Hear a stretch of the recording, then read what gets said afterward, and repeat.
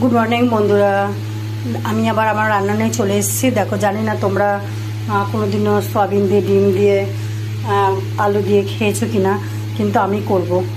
মা বলতো ডিম গুনতি ডিম, যদি একটা লোক এসে পড়ে তখন তুমি কি দিয়ে ভাত খাবে? শুধু আলু দিয়ে কি আর ভালো লাগে? ওতে সয়াবিন দিয়েই রান্না করবে, সয়াবিন দিয়েও খেতে পারবে সবাই। সয়াবিনটাও তো ভিটামিন,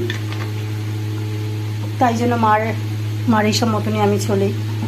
মা বলতো আদা নেই তা কী হয়েছে, পেঁয়াজ দিয়ে দেবে।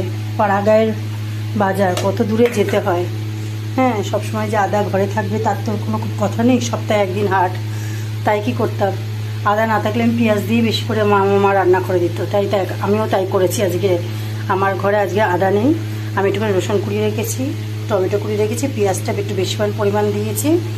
দেখো, এগুলো আমি ভেজে নিয়ে তোমাদেরকে দেখাবো আমি কিভাবে রান্নাটা করছি। আদা ছাড়া কিভাবে রান্না করা যায় ডিম, আর কেনই বা সুস্বাদু হবে না? একটা জিনিস থাকলে যে সেটা ভালো লাগবে না খেতে, সেটা কোনোদিন তো হয় না।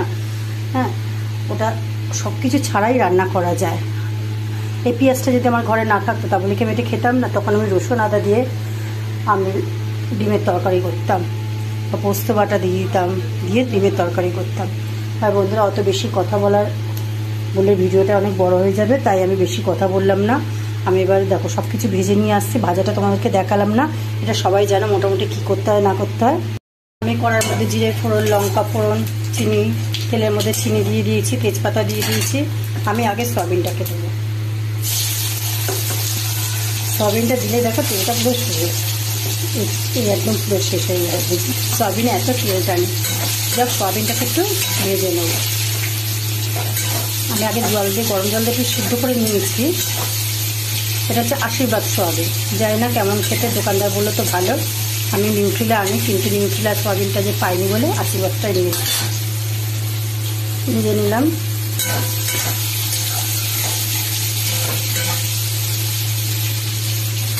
আমি এগুলো ভেজে আমি আলাদা একটু তুলে রাখবো।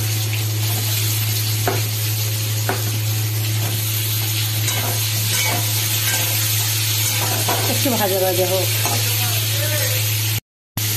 আমি কড়াতে অল্প তেল দিয়ে পেঁয়াজটাকে দিয়ে দিলাম। পেঁয়াজটাকে আমি গ্রেটার দিয়ে কুড়িয়ে রেখেছিলাম, এগুলো সব ভেজে নিয়েছি।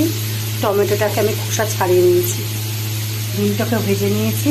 আর এটাকে জিরে, ধনে, লঙ্কা গুঁড়ো, হলুদ গুঁড়ো ভিজিয়ে রেখে দিয়েছি। আদা আমি দেবো না। পেঁয়াজটাই আমি রসুন দিয়ে দিয়েছি, পেঁয়াজ দিয়ে দিয়েছি, এটাকে ভাজা হোক।